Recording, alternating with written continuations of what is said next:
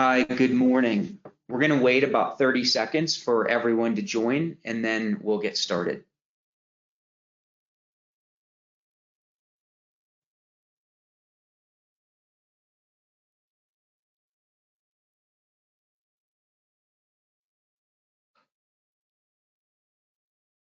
Hi, good morning. I'm Jim Simpson, and I'm joined by Christy Olsak, and we're going to go through today Fast and Furious Crude Oil. It's the first in our three-part series, Fast and Furious. So again, today we're going to do crude oil, followed by natural gas in August, and followed later in August by natural gas liquids. So crude oil heading into a super volatility cycle.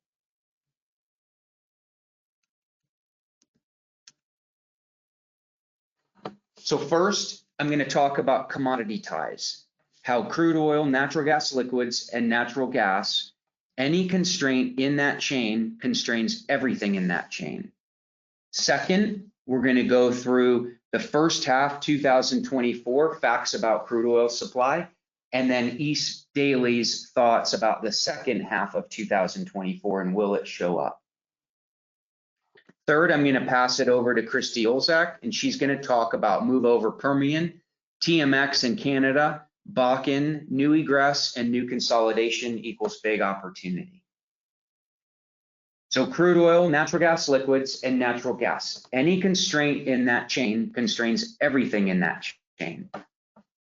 Increased volatility and impact on infrastructure. 4 things to remember.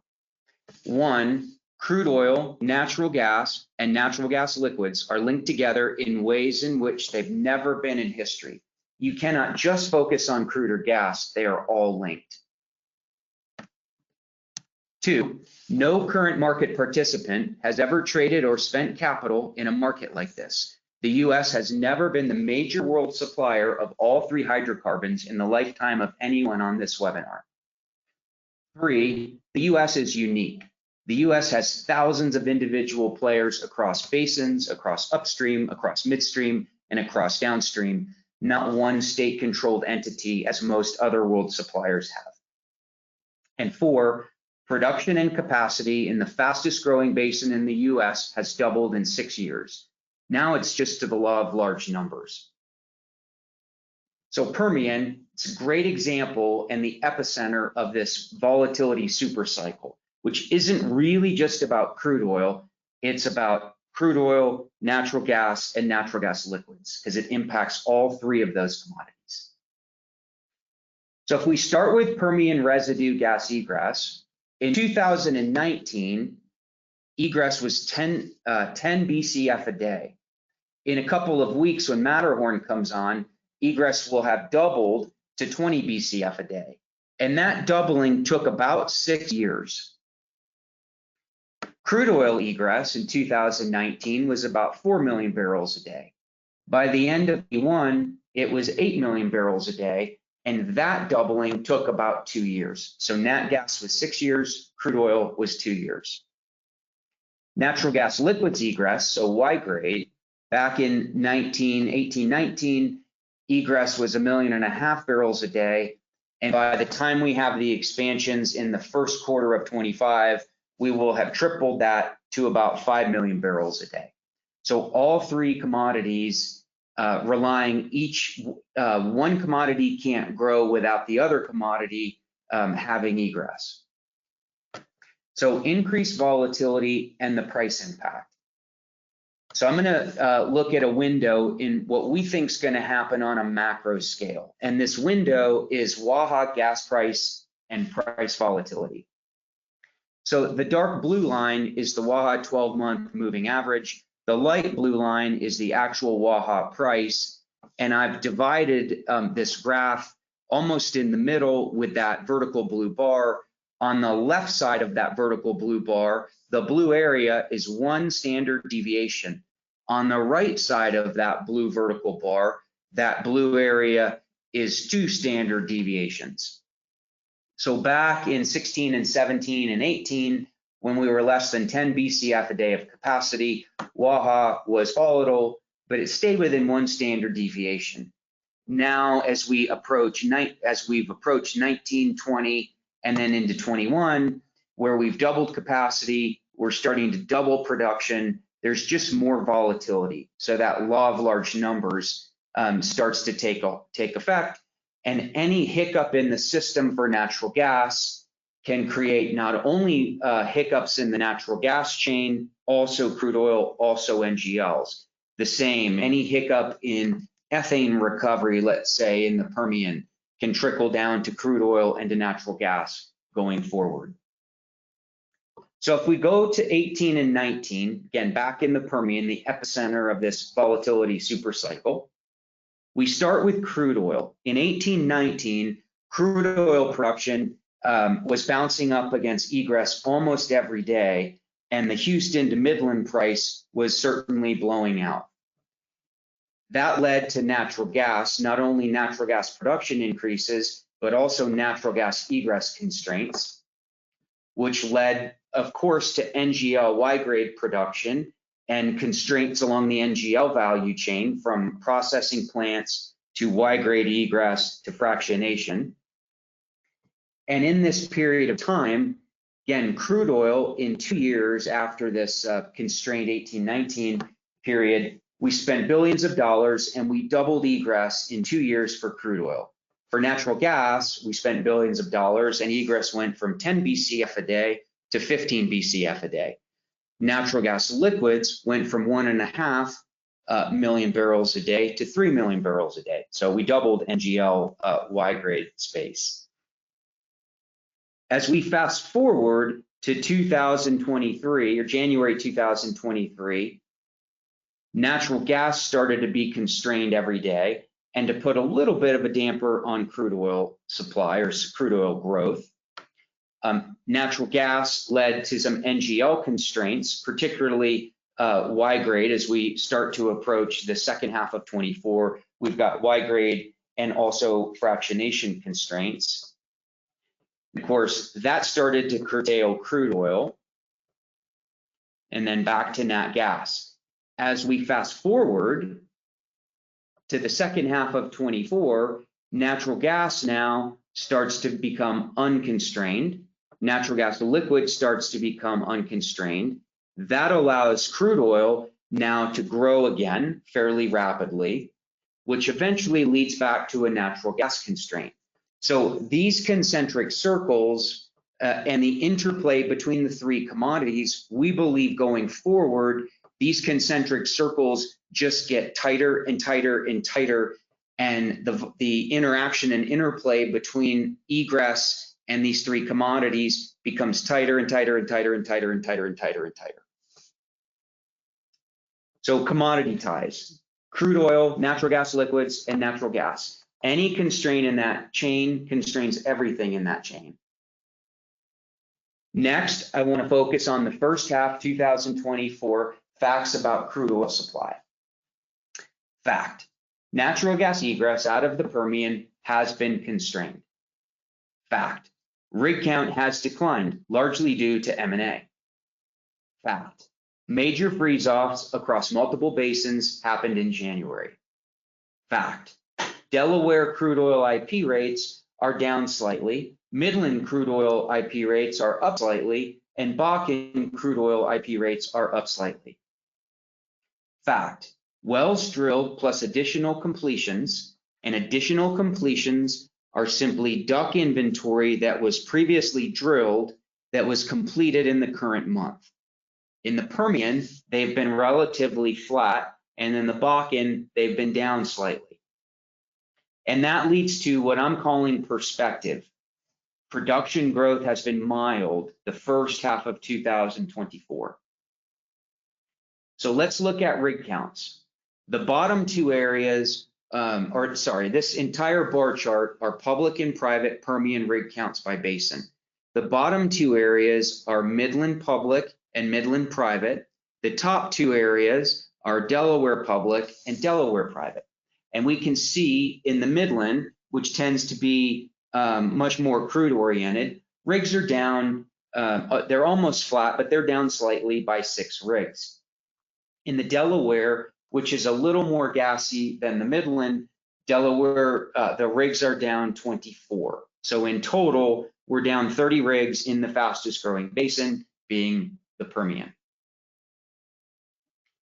Fact, major freeze off in January. The left-hand side is the Permian, the right-hand side is the Bakken. We can see in 2023, substantial growth in both basins. So really coming on strong in the second half of 2023, followed by freeze-offs in January that took 175,000 barrels a day out of the Permian and 175,000 barrels a day out of the Bakken. And the first half of 24 has been about, I'd say about recovery, but really recovering from a freeze-off of that magnitude has clearly taken some time. In the first half 24, been relatively flat. So fact, IP rates, this is the Delaware, from mid 22 to the end of 23, IP rates are down slightly.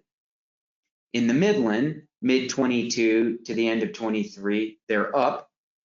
And in the Bakken, IP rates from mid 22 to the end of 23 are up. So fact, wells drilled plus additional completions. The left-hand side is the average entire year of 2023 versus the average wells drilled plus additional completions, the average of the first half of 24. In the Permian, it is relatively flat. It's up a couple. In the Bakken on the right-hand side, again, also relatively flat, but down a couple.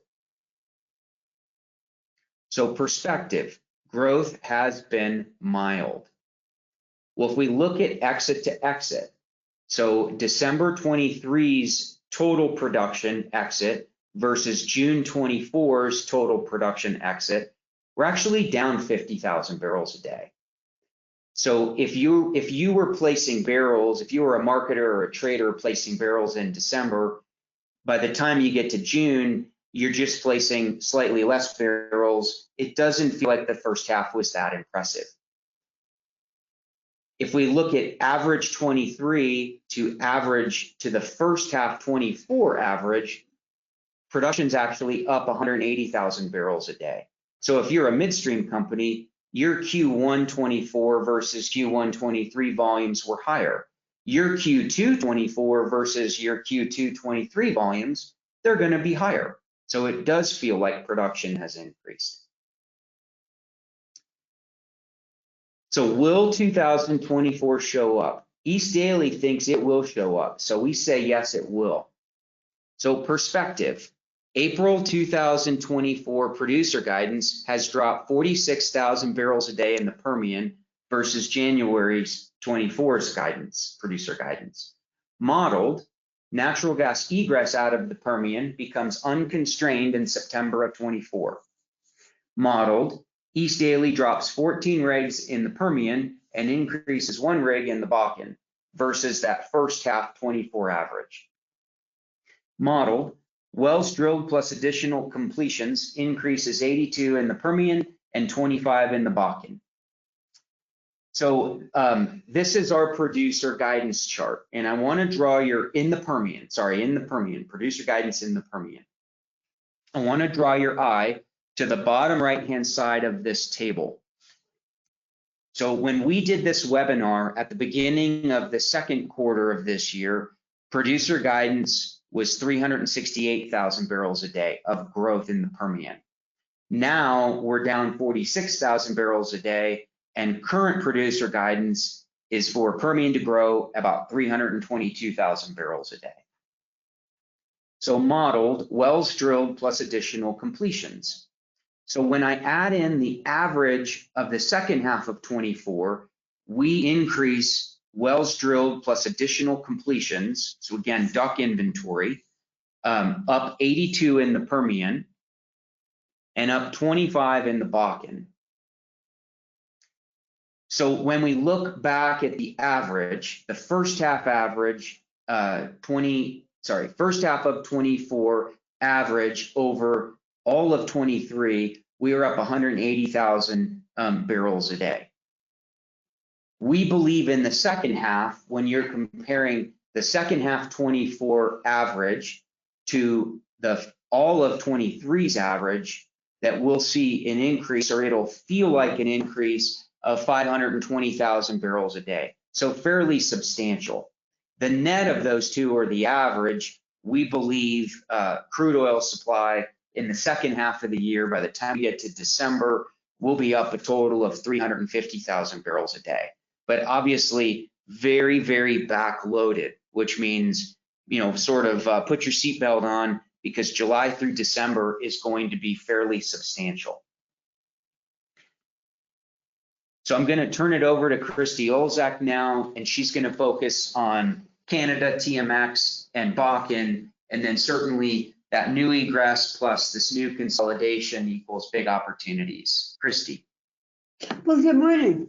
I'm going to start off talking about Western Canadian production, specifically Western Canadian Sedentary Basin. This chart, we're looking at average rates from 2023 to 2024 and 2024 to 2025. The first thing that you're going to notice in this chart is we are forecasting very robust growth rates out of Western Canada, and it will primarily come from the oil sands production. Minimal or small growth we're seeing in the conventional plays. And then I also wanted to draw your attention to Syncrude. We have that as a little bit of an uptick in 2024, but it isn't necessarily an uptick in production. It is the optimization of those upgrader units. Throughout 2023, during the first half and the second half, there were extensive turnarounds. So it's more of an optimization of that volume, if you will. Then in 25, very, very small, but again, not really a downtick.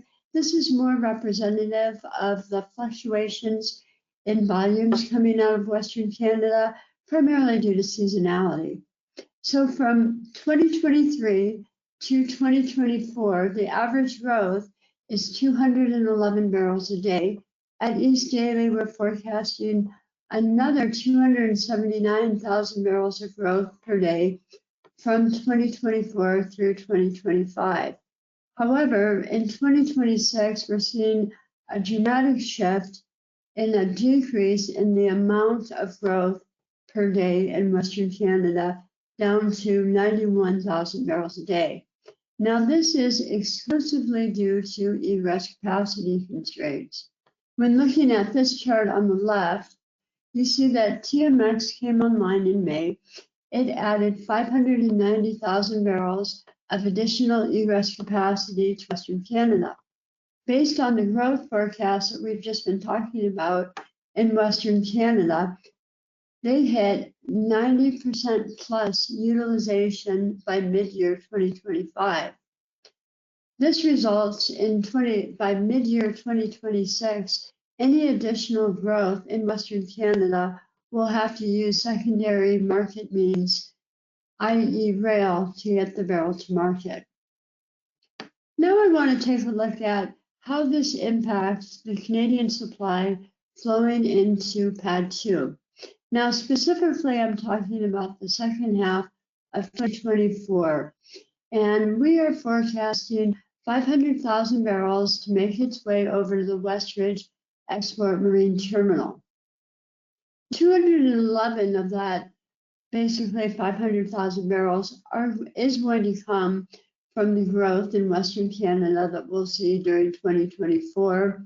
Additionally, we're forecasting a reduction of 185,000 barrels a day off of Enbridge Mainline, Keystone Pipeline, and Express Pipeline. This results in a deficit of 170,000 barrels not making it down to the Gulf Coast, affecting Gulf Coast refiners and reducing the amount of the heavy sour barrels that are being re-exported off of the Gulf Coast. I want to revisit this 185,000 barrel a day reduction off of the pipelines going into PADD 2. Primarily, this is going to be coming off of Enbridge Mainline. We are forecasting anywhere from 130,000 barrels a day to 150,000 barrels a day. To put this in perspective, Enbridge Mainline is a 3.2 million barrel a day pipeline. So even a reduction of 150,000 barrels is very, very small. And on top of that, pre-TMX coming online, Enbridge was so full, it just couldn't take another barrel. So really, 150,000 barrels possibly coming off of Enbridge mainline will really not move the needle. And my point is, throughout the second half of 2024, Enbridge mainline, Keystone, and Express pipelines will all remain fully utilized. Now, based on the growth that we just went through in Western Canada, we are forecasting by mid-year 2025 that all of the barrels from TMX will be replaced within PADD 2 supply, and it will be normalized back to pre-TMX levels.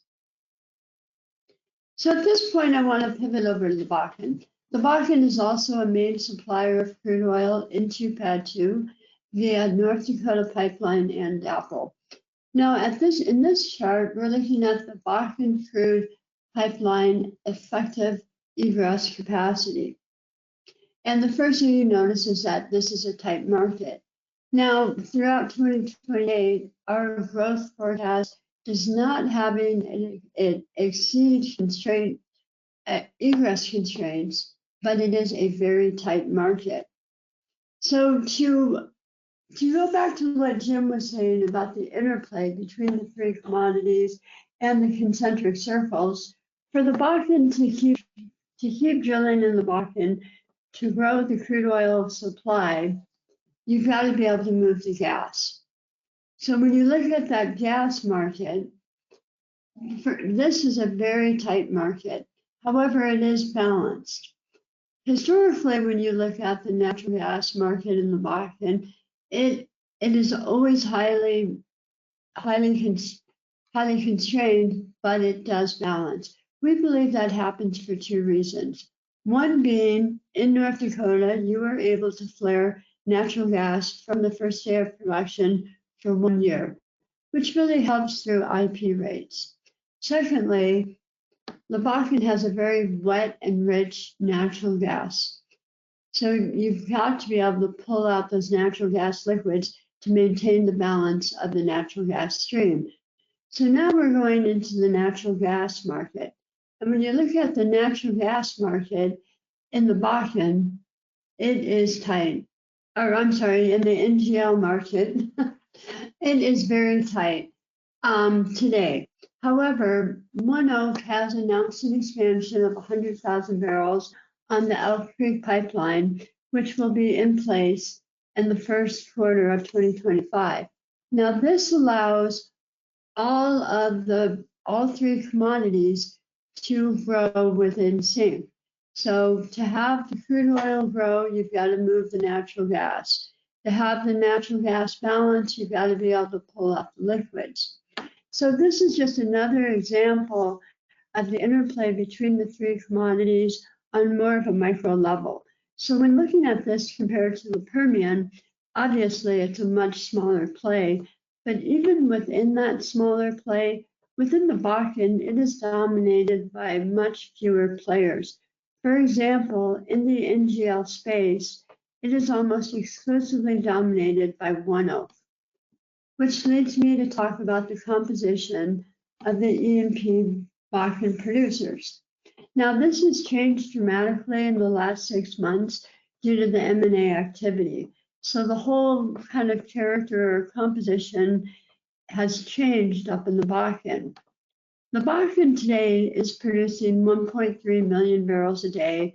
There are approximately 130 active producers in the Bakken.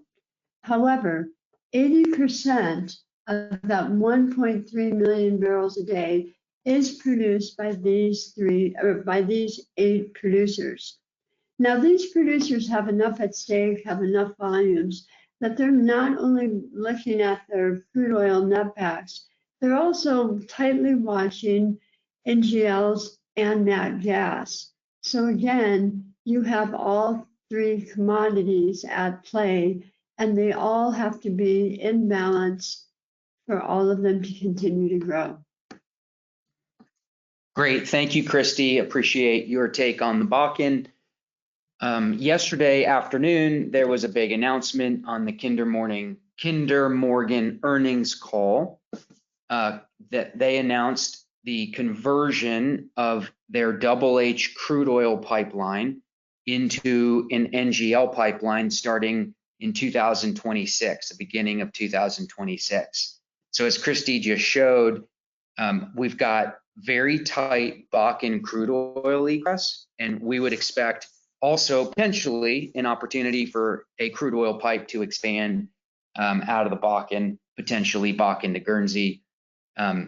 Clients, we are going to hit your inbox very shortly at the conclusion of this webinar with our first take on the implication of Double H converting from crude oil to NGLs. So crude oil, natural gas liquids, natural gas, the link between those three commodities getting tighter and tighter, the impact each commodity has on the other, being faster, faster, and faster. So crude oil, natural gas, and natural gas liquids are linked together in ways in which they've never been in history. You cannot just focus on crude or gas, they are all linked. No current market participant has ever traded or spent capital in a market like this. The US has never been the major world supplier of all three hydrocarbons in the lifetime of anyone on this webinar. The US is unique. The US has thousands of individual players across basins, across upstream, across midstream, and downstream, not one state-controlled entity as most other world suppliers. So thank you very much for your time and your attendance this morning. We greatly appreciate it. Bakken Guernsey DJ supply demand report, please click on the link there or scan the code, and we are happy to discuss things further. And again, clients, our Double H first take will be in your inbox here shortly. Again, thank you very much.